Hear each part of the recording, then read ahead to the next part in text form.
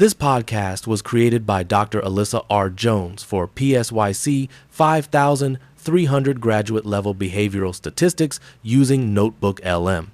The system was given specific parameters and restricted to content drawn from the assigned Crump Lab texts, answering questions with data and reproducible statistics for psychologists with R. The narration is produced using AI-generated voices. These voices do not represent recordings of Dr. Jones or the authors of the assigned materials. Although the podcast was generated from the designated course text, AI-produced summaries, explanations, and narration may still contain errors, omissions, or oversimplifications. Students should use each episode as a learning supplement and consult the assigned readings, course materials, and instructor guidance when clarification is needed. So usually, when we talk about making a diagnosis or finding an answer in the medical world, there is this underlying expectation of mechanical precision. Right, yeah. A very physical reality. Exactly. You fall off a bike, your arm swells up, and you go to the hospital. The doctor takes an x-ray, pulls it up on that glowing screen, and just points to a jagged white line across the bone. Right. There is the problem, plain as day. Broken or not broken. It is a completely clean binary reality. And honestly, it provides a really profound sense of comfort. Human beings are just deeply uncomfortable with ambiguity, so we naturally gravitate toward fields and frameworks where things are visible, where they're categorized and neatly boxed up. Oh, for sure. We want the universe to just give us a definitive yes or no. We really do. But the moment you step out of a purely physical diagnostic space and walk into the world of psychology, oh boy, right? You walk into cognitive neuroscience or behavioral economics or, trauma research, and that clean binary X-ray machine just shatters. Suddenly, we are looking at a landscape that is completely murky. Yeah, because we are trying to measure constructs like working memory capacity or the sting of social rejection or just a baseline of human happiness. There is no physical ruler for happiness. No, there isn't. Yeah. We are attempting to quantify the unquantifiable. You can't just take an X-ray of human behavior. The constructs we care about in psychology are, they're latent. Right. They're hidden beneath the surface, and we can only ever observe their behavioral shadows. And because of that inherent distance between the concept and the measurement, our data is just always noisy. It is always messy. Always. And if you are stepping into a graduate-level research methods class right now, you know this tension intimately. You are looking down the barrel of a semester filled with statistical inference, p-values, t-tests, N of A's. The dreaded N of A's. Seriously. It is the crucible that literally every psychology researcher has to pass through. And often it's taught with this massive, heavy emphasis on mathematical derivation, which, can make the whole enterprise feel like a terrifying calculus course rather than an actual exploration of human behavior. Yeah, that anxiety is a nearly universal experience for social science students. Statistics is so frequently presented as this abstract branch of pure mathematics. But for a researcher, statistics is not about proving theorems. Right. It's a pragmatic tool for scientific inference. The reality is that the vast majority of academic psychologists are not sitting in their offices solving integrals by hand to find a p-value. Definitely not. They're using software. The mathematical heavy lifting is done for them by a computer. Which is exactly why our mission today is to completely bypass the mathematical heavy lifting and focus entirely on conceptual intuition. We're pulling from two foundational texts today focused on reproducible statistics and, the philosophy of answering questions with data. And these sources are exceptional, by the way. They really are. They're so good at stripping away the dense algebraic notation to look at the actual engine of how we know what we know. Okay, let's unpack this, because before we can ever test a hypothesis about human behavior, before we can confidently claim that a new cognitive behavioral therapy reduces anxiety, for example, we have to understand the fundamental nature of the numbers we are collecting. We have to know where our data actually comes from. Exactly, because in any research context, the data you meticulously collect in your lab is, at the end of the day, nothing more than a sample. Just a tiny slice. Right. It represents the specific outcomes that happen to occur on a specific Tuesday with a specific group of, tired undergraduates. But because there is natural, unavoidable variability in the world, that sample could have looked completely different. Oh, absolutely. To make any meaningful scientific claim, you cannot just look at the data you have. You have to understand the universe of data that could have happened. And that conceptual leap brings us to a really elegant analogy from our sources. They describe a probability distribution informally as a, quote, number creation machine. I love that. Me too. I think this is a fantastic mental model. Instead of looking at a distribution as a static, boring graph in a textbook, we can visualize it as a dynamic underlying engine. It is a machine humming away in the background of reality, controlling which numbers spit out into our spreadsheets and, how likely we are to actually see them. Visualizing it as a machine is brilliant because it shifts the perspective from passive observation to active generation. We as researchers, or I suppose the universe itself, set the internal parameters of this machine. We turn the dials. Let's turn the dials, yeah. And those dial settings dictate the flavor and frequency of the numbers that the machine produces. More formally, a probability distribution defines the exact mathematical probabilities that any particular value will be drawn or sampled from that specific system. But to truly grasp the mechanics of this machine, we should probably start by building one from scratch, right? We should. Let us look at discrete outcomes first. Okay, so discrete outcomes are basically the building blocks of early probability. These are things we can count in whole, indivisible units. There is no halfway point. You either experience the event or you do not. Yes, and the source text offers this brilliantly mundane, highly relatable example to really ground this concept. It's about a personal wardrobe. Yes, the pants example. I love this. So the author of the text confesses a rather minimalist, perhaps slightly tragic, sartorial truth. Very minimalist. Their entire lower body wardrobe consists of exactly 5 pairs of pants. That's it. We can lay them all out on a bed right now. There are 3 pairs of jeans, 1 blue, 1 gray, and 1 black. Then there's the bottom half of a formal black suit. Finally, a pair of blue tracksuit pants. A staple of the work-from-home era. Truly. So that is the entire universe of pants for this individual. 5 discrete pairs. And we can map the formal language of probability theory directly onto this bed full of pants. Let us assume a basic rule for our machine. Every single day, the author puts on exactly 1 pair of pants. In the language of our machine, each individual pair of pants represents an elementary event. The defining characteristic of an elementary event is that whenever we make a single observation, which in this case means checking what the author is wearing on a given morning, the outcome will be one, and only one, of these specific items. Meaning they are mutually exclusive. We are operating under the assumption that the author is not, layering the blue tracksuit over the black suit pants. That would definitely violate the rules of our specific machine. Yes, the events must be mutually exclusive. And if we take all of these possible elementary events and bundle them together, we get what is called the sample space. The sample space. Right. The sample space is the complete catalog of everything that could possibly happen. For our author, those 5 pairs of pants constitute the entire sample space. Now, to turn this catalog into a functioning probability distribution or number creation machine, we have to assign a likelihood to every single item in that space. So we need to assign a probability, which is always a value between 0 and 1. So a probability of 0 means the event is an absolute impossibility, right? It will never, ever happen. And a probability of 1 means it is an absolute certainty. Everything else just lives in the fractions and decimals between those 2 poles. Let us program the dials on our machine based on the author's actual habits. They clearly favor the blue jeans, wearing them about half the time. So the elementary event, blue jeans, receives a probability of 0.5. Okay, 0.5 for the blue jeans. The gray jeans are the backup. They're worn roughly 30% of the time, assigning them a probability of 0.3. The black jeans and the blue tracksuit are occasional choices, each worn 10% of the time, so they each get a probability of 0.1. And the black suit pants? Well, the author works from home and never attends formal events. They sit in the closet gathering dust. The probability of the black suit pants being worn on any given day is a hard 0. Or suit pants. But if we take a step back and sum up those dial settings, 0.5 for blue jeans, 0.3 for gray, 0.1 for black, 0.1 for the tracksuit, and 0 for the suit pants, the total equals exactly 1. And that summation is not a coincidence. It is a fundamental requirement known as the law of total probability. Something from the sample space is guaranteed to happen. Right, they have to wear something. Exactly. Every time the author gets dressed, the outcome must account for 100% of the possibilities. By assigning a specific probability to every elementary event and ensuring those probabilities sum perfectly to 1, we have successfully engineered a valid probability distribution. It is a complete mathematical description of the author's sartorial universe. I can easily visualize this as a simple bar chart. We have 5 distinct bars along the horizontal axis, one for each pair of pants. The height of each bar represents the probability.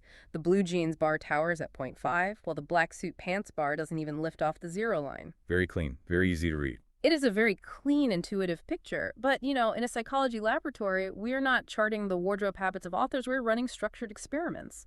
So how does this static map of probabilities translate into active experimental data generation? To bridge that gap, we need to transition from the idiosyncratic pants distribution to a formalized experimental workhorse.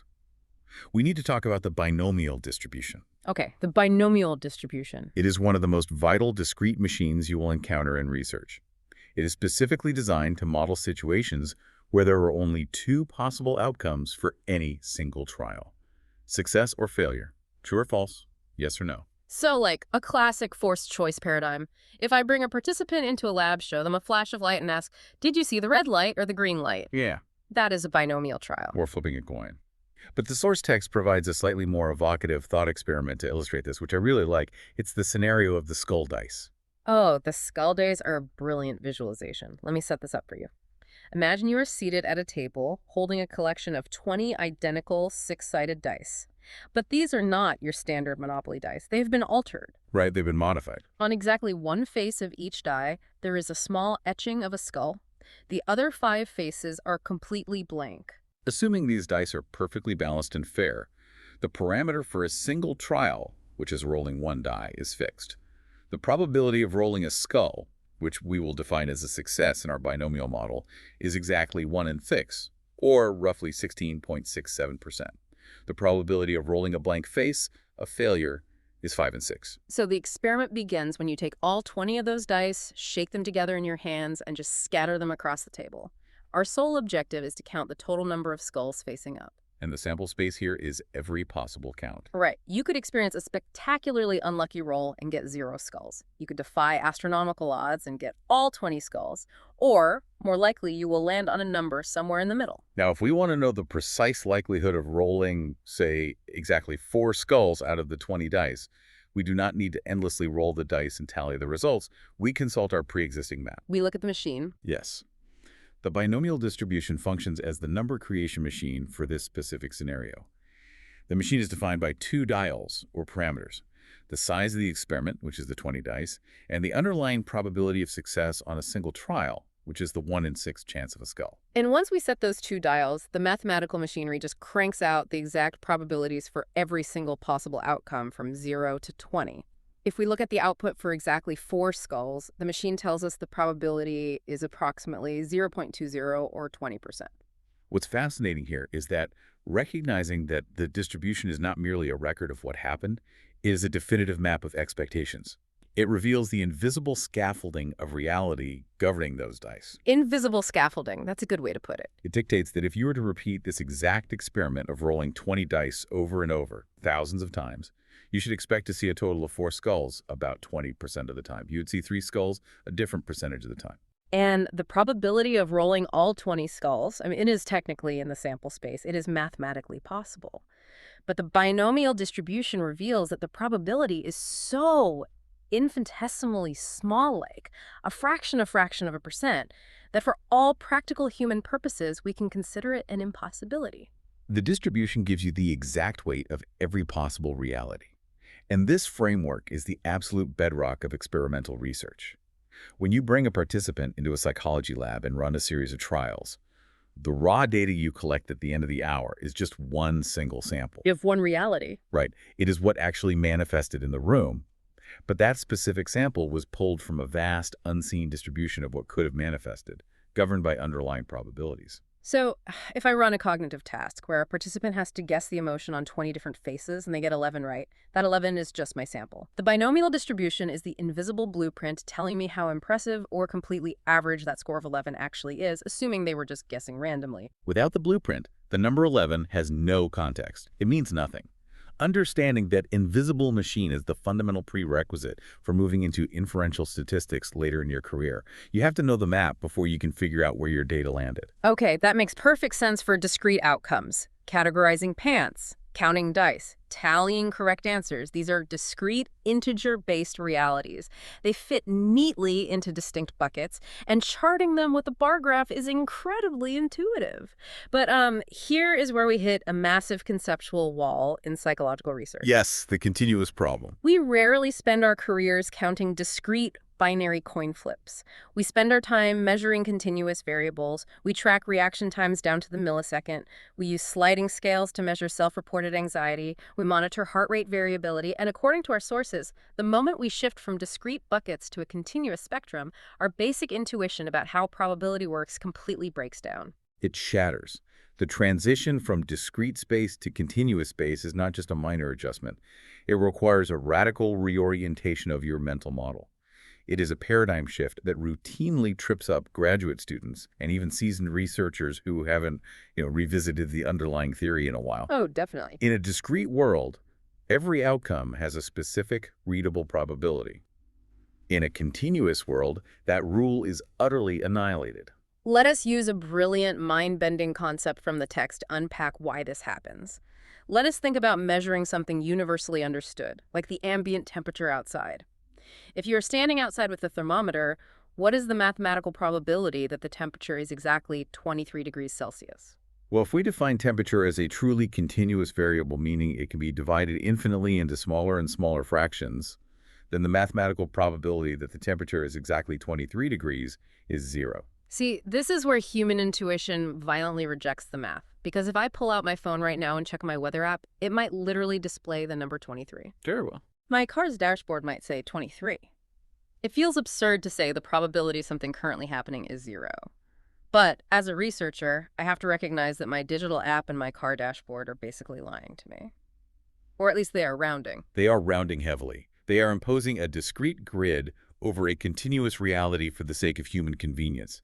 We have to ask ourselves, is the temperature outside exactly 23.00000 degrees with an infinite string of trailing zeros extending forever? No. The physical reality is that it is not.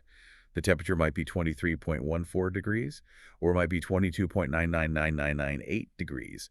Because a continuous scale has no gaps, there's an infinite number of possible specific temperatures crammed between 22 degrees and 24 degrees. Right. If I have an infinitely precise scientific thermometer, I will always find another decimal place. And mathematically, if I am trying to calculate the probability of one specific infinitely precise outcome out of an infinite number of possible outcomes, the equation becomes 1 divided by infinity. The limit of that equation is 0. I find the visual analogy of a dartboard particularly helpful here. Oh, the dartboard is great. Walk us through that. Imagine a standard dartboard, but instead of aiming for the bullseye, you are asked to hit one specific mathematically dimensionless point on the board. A point with 0 width, 0 height, and 0 area. Good luck. Right? It doesn't matter if you are a world champion dart player. It does not matter if the tip of your dart is sharpened to the width of a single atom. You will never, ever perfectly strike a mathematical point. You might land a millimeter to the left or a nanometer to the right, but you will never hit it perfectly. Therefore, the probability of hitting that exact coordinate is 0. Which means that asking for the probability of a continuous variable landing on an exact number is an entirely meaningless question. It is a category error. In everyday conversation, we just gloss over this. When a friend says it is 23 degrees, we implicitly understand that they mean the temperature is hovering somewhere within a comfortable range around 23 degrees, perhaps between 22.5 and 23.5. We naturally communicate in ranges because exact continuous points are meaningless. But this creates a massive visual paradox for us as students. If the probability of any exact number is technically 0, how do we graph continuous data? That is the big question. Think of the most famous graph in all of science. The normal distribution, the classic bell curve.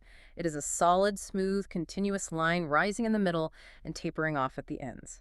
If the probability of every single point along that horizontal axis is 0, what on earth does the height of that curving line actually represent? That paradox is the exact reason why reading the axes on statistical graphs is so critical.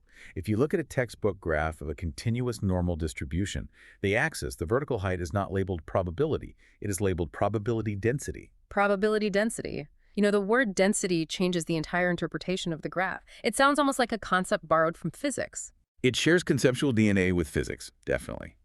In physics, Knowing the density of an object doesn't tell you its mass until you know its volume. In statistics, the density value at a specific point, say the height of the curve exactly at the number 23, does not represent a tangible probability by itself. Right. If the curve reaches a height of 0.4 at the number 23, that does not mean there is a 40% chance of the temperature being 23 degrees. Alone, that number is practically useless for everyday intuition. So if the height of the curve isn't the probability, then where is the probability hidden in this machine? The machine is mathematically engineered so that the probability is represented by the area under the curve. The area. Yes. We have established that we cannot ask the probability of the temperature being exactly 23 degrees. Yeah. But we are perfectly allowed to ask the probability that the temperature falls between 22.5 degrees and 23.5 degrees. Okay, so we're looking at windows, ranges. Exactly. To find that answer, we look at the curve, draw a vertical line up from 22.5, draw another vertical line up from 23.5, and we calculate the mathematical area of the ship we just carved out beneath the bell curve. Going back to the dartboard analogy, we accept that we cannot calculate the probability of hitting an invisible dimensionless dot, but we absolutely can calculate the probability of hitting a specific 1-inch red square painted on the board. Precisely. The area of the square gives us a target we can actually hit. And the larger the area you carve out, the higher the corresponding probability. If you were to calculate the area under the entire infinite span of the bell curve, from negative infinity all the way to positive infinity, the total area equals exactly 1. So it honors the law of total probability. It does. Some value has to occur. The temperature will be something. I really want to pause and emphasize this for the listener, because the textbooks often bury this intuition under pages of integrals. Whenever you are staring at a continuous distribution in your graduate work, whether it is the classic normal distribution, the t distribution you use for comparing means, or the f distribution in an ANOVA, you must remember that you are looking at a map of areas, not a map of points. Areas, not points, exactly. The heights are just the scaffolding required to build the areas. You're always looking at the likelihood of a score falling within a specific window. Prioritizing this conceptual reality is the absolute best way to survive your first year of research methods. You do not need to memorize the sprawling, complex probability density function of the normal distribution with its exponents and pi symbols. You simply need the ingrained intuition that in continuous space, area equals probability. That is a massive relief. We can leave the calculus to the statisticians who build the software. We just need the conceptual map. So we have built our two foundational number creation machines. We have discrete machines, like the binomial skull dice, which operate in buckets and give us exact point probabilities. And we have continuous machines, like the normal distribution, which operate on smooth spectrums where we calculate probability areas. Right. Now, we have to bridge the gap between these theoretical machines and the messy reality of the laboratory. We have to talk about sampling, because as our sources deeply explore, a researcher almost never gets to see the whole machine. This is the fundamental, agonizing problem of empirical science. We want to understand universal truths about entire populations. We want to know the average working memory capacity of all healthy human adults. But we can't test everyone. We do not have the time, the budget, or the logistical power to measure the working memory of 8 billion people. We are barred from seeing the true population distribution. Instead, we are forced to take a tiny sliver of reality, a sample of perhaps 50 or 100 people, and use that incomplete sample to make an educated guess about the invisible population. And in psychology, the very idea of a population is often frustratingly abstract. If we are studying a new drug for clinical depression, the population isn't just everyone in the world right now. It is theoretically every human who has ever had, currently has, or ever will have this specific diagnostic profile. It is an infinite, untouchable construct. Yeah. We can only ever access our small, localized sample of participants, and we basically just cross our fingers that they represent that massive construct accurately. Which brings us face to face with the researcher's greatest adversary, sampling error. Because we're only taking a tiny fraction of the population, every single sample we pull is going to be slightly different, purely due to the chaos of random chance. Just random luck. Yes. If you run a study measuring the anxiety levels of 50 university freshmen on a Monday, and I run the exact same study with 50 different freshmen on a Tuesday, our calculated averages will not be identical. They will bounce around. Here's where it's really interesting. If the averages of our samples are constantly bouncing around unpredictably, how can we ever trust a single sample to tell us anything real? How do we map the chaos? The text introduces a concept here that is so vital to answering that question. It is traditionally capitalized in textbooks. The sampling distribution of the sample means. Oh yes, it is a dense, intimidating string of words, Yeah. but the underlying concept is nothing short of profound. It is the bridge that makes statistical inference possible. Let's walk through how this distribution is created using a massive thought experiment. Okay, let us stick with the idea of measuring self-reported happiness on a standard 1 to 7 psychological scale. We want to know the true average happiness of an impossibly large population. We cannot test everyone. So we run our study. We take a random representative sample of 20 people. We administer the survey, collect the data, and calculate the mean happiness score for those 20 people. Let's say that average comes out to 4.2. Now, we invoke our thought experiment. Imagine we are granted unlimited time, unlimited funding, and an absolute army of research assistants. A dream come true for any grad student. Right. We go back into the population and recruit a second, completely fresh, randomly selected group of 20 different people. We run the exact same survey. We calculate their average. But due to sampling error, this group is slightly more cheerful. Their average is 4.5. Okay, so we send the assistants out again. A third sample of 20 completely new people. We calculate the mean. This time we get a grumpier group. The average is 3.9. We do not stop. We repeat this grilling process 10,000 times. We collect 10,000 separate samples, each containing 20 people. At the end of this impossible endeavor, we are left with a massive spreadsheet containing 10,000 different sample averages. We then take those 10,000 averages and plot them on a giant histogram. We build a bar graph showing how frequently each specific average occurred across all our attempts. The shape that emerges from that massive plot is the sampling distribution of the sample mean. This is a crucial distinction to highlight. We are no longer looking at a distribution of individual people's happiness scores. We have built a meta-distribution. It is a distribution of averages. Precisely formulated, it is a map of our own ignorance. It visualizes the exact behavior of our sampling error. It shows us with mathematical clarity exactly how much our sample means will bounce around the true population mean just by the sheer luck of the draw. But here is the practical problem, right? In reality, a graduate student does not have unlimited funding. They cannot run a study 10,000 times. They run it once. They get one sample mean. So why do we spend so much cognitive energy obsessing over a hypothetical meta-distribution of 10,000 samples? We obsess over it because of the most powerful, almost mystical mathematical law in all of statistics, the central limit theorem. The famous CLT. The central limit theorem, or the CLT, is the ultimate magic trick. It allows us to know exactly what that giant hypothetical distribution of 10,000 averages looks like without ever having to actually run the 10,000 samples. It gives us the map for free. So what shape does this magical distribution of averages actually take? The theorem proves that as long as your sample size is sufficiently large, the sampling distribution of the means will always perfectly form a beautiful, symmetrical, bell-shaped normal distribution. Okay. I want to push back on this because it always feels too convenient to me. Are you saying it forms a normal distribution even if the original raw data in the population is completely bizarre and non-normal? Yeah. What if the true population of happiness is horribly skewed? What if it's a U-shape, where everyone is either at a 1 or a 7 and absolutely no one in the world is a 4? That is exactly what makes the theorem so powerful. It does not care about the shape of the original parent distribution. The underlying reality could be a U-shape. It could be a flat, uniform block where every single score is equally likely. It could be wildly asymmetrical, trailing off into an extreme exponential tail. Wait, really? It doesn't matter at all? It does not matter. The central limit theorem guarantees that as you increase the size of your samples, the chaos of the raw data gets systematically smoothed out. The distribution of the averages of those samples will forcibly bend into a normal curve, centering precisely on the true population mean. That is conceptually staggering. It is like the extreme eccentric behaviors of individual data points just cancel each other out when you average them together in large enough groups. The noise is neutralized. It provides us with a stable, predictable landscape in an otherwise chaotic world. We do not have to blindly assume that individual human behavior follows a perfect bell curve because it rarely does.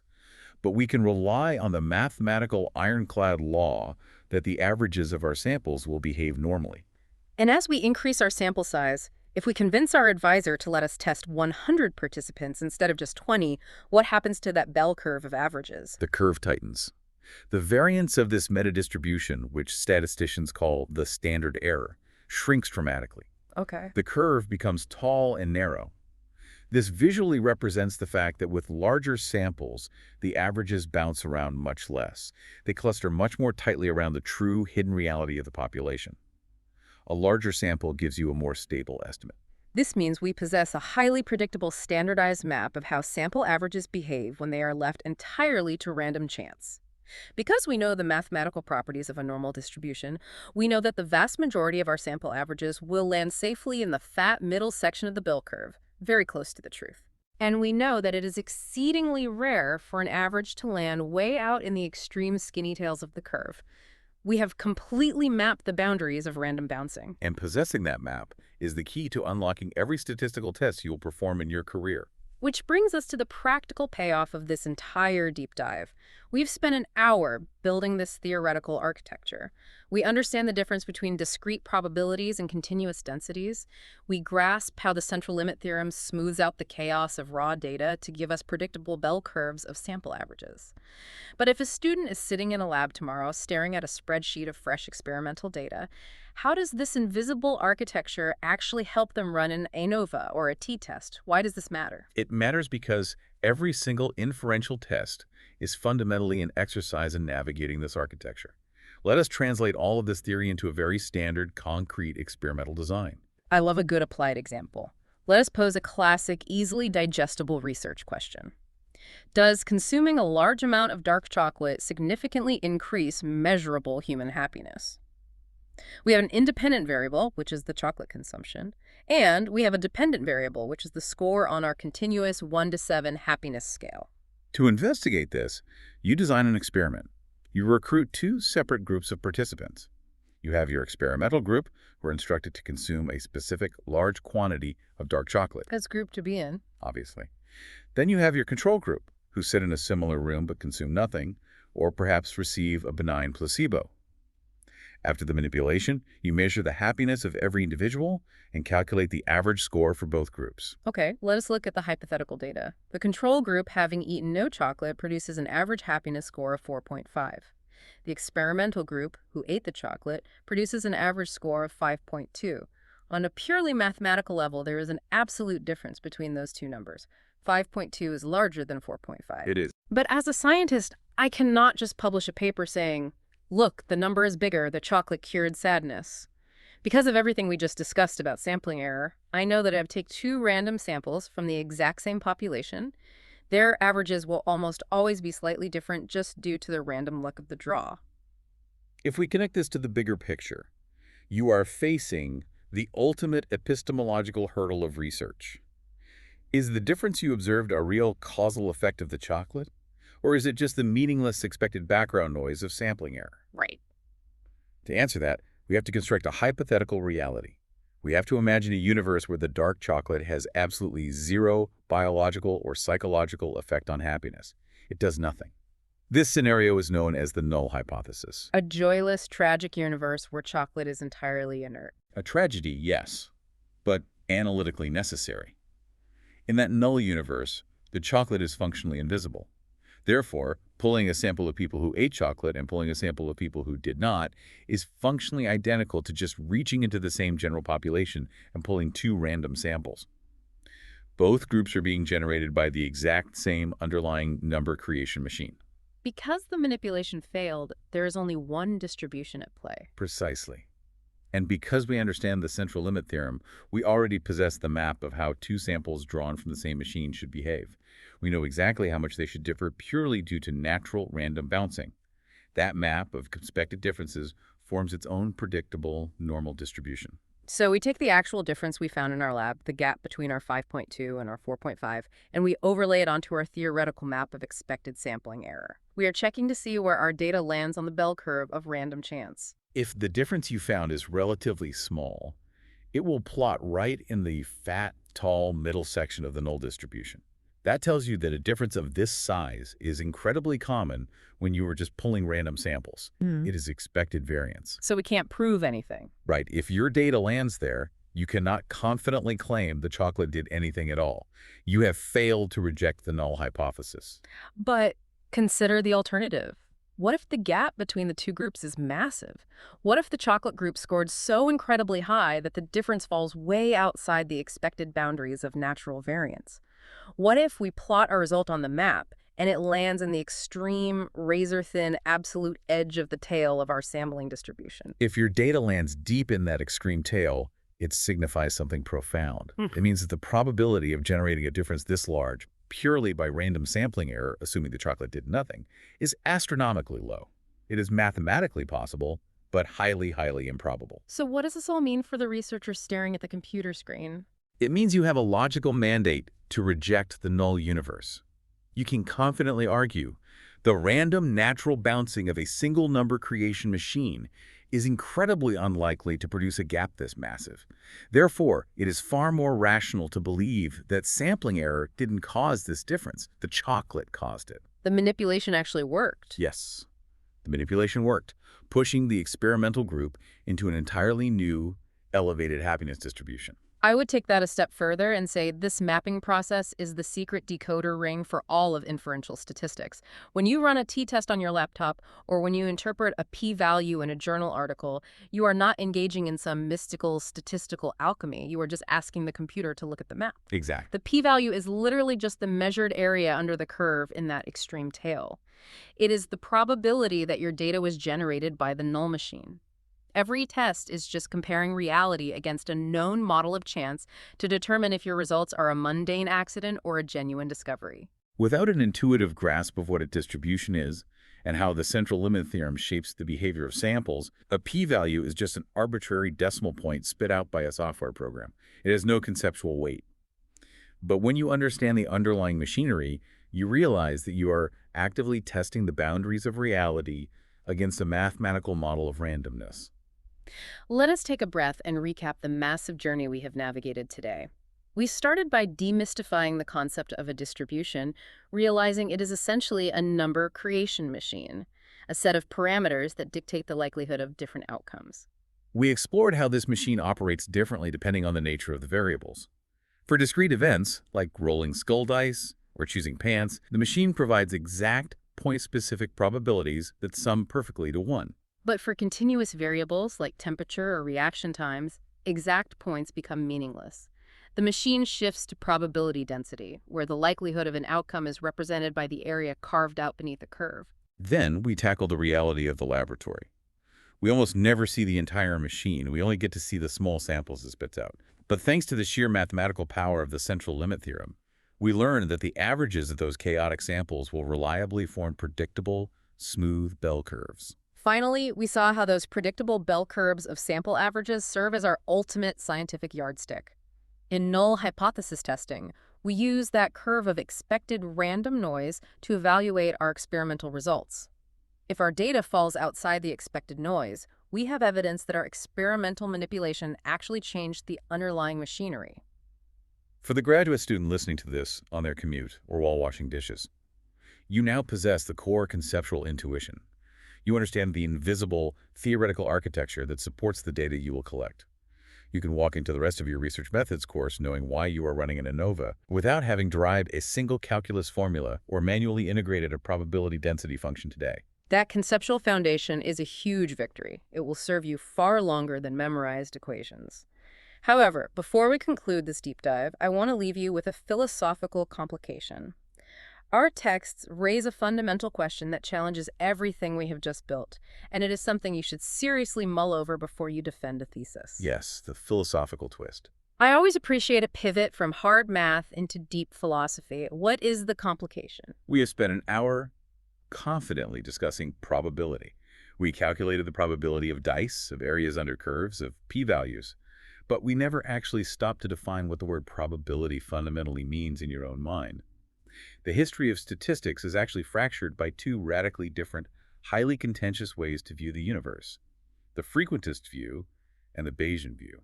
I have had those terms thrown around in methodology seminars, usually right before a big argument breaks out.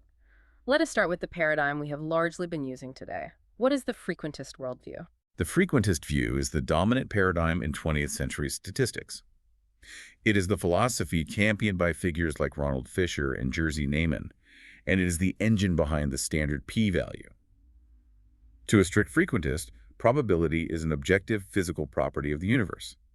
It is defined exclusively as the long-run frequency of an event happening over an infinite number of identical trials. So when a frequentist states that a fair coin has a 50% probability of landing on heads, they're making a claim about infinite repetition. They mean that if you built a machine to flip that exact physical coin under identical physical conditions forever, the ratio of heads to total flips would eventually objectively settle exactly at 0.5. Exactly that. For the frequentist, probability only applies to repeatable events in the physical world. The parameters of the universe are fixed, and our data randomly varies around those fixed truths. The entire concept of the p-value relies on this. A p-value asks, if we repeated this exact experiment an infinite number of times under the null hypothesis, how frequently would we see data this extreme? It is all based on long-run objective frequencies. That feels highly logical when we are discussing factory-produced coins or standardized six-sided dice. But psychology does not exist in a vacuum of infinite, perfectly identical trials. We live in a messy world where unique things happen once. You cannot repeat a psychological trauma infinitely. You cannot rerun a specific clinical trial with the exact same patients in the exact same state of mind. If probability requires infinite repetition to be valid, how does a frequentist deal with singular events? That limitation is the primary critique of the frequentist approach, and it opens the door for the alternative paradigm, the Bayesian view, named after the 18th century statistician Thomas Bayes. The Bayesian philosophy requires a complete inversion of how you think about reality. For a Bayesian, probability is not an objective physical property of the universe. It is subjective. Subjective, okay. Yes. It is a formal mathematical representation of uncertainty. Probability is defined as a rational agent's degree of belief in a specific proposition based on the current available evidence. A degree of belief.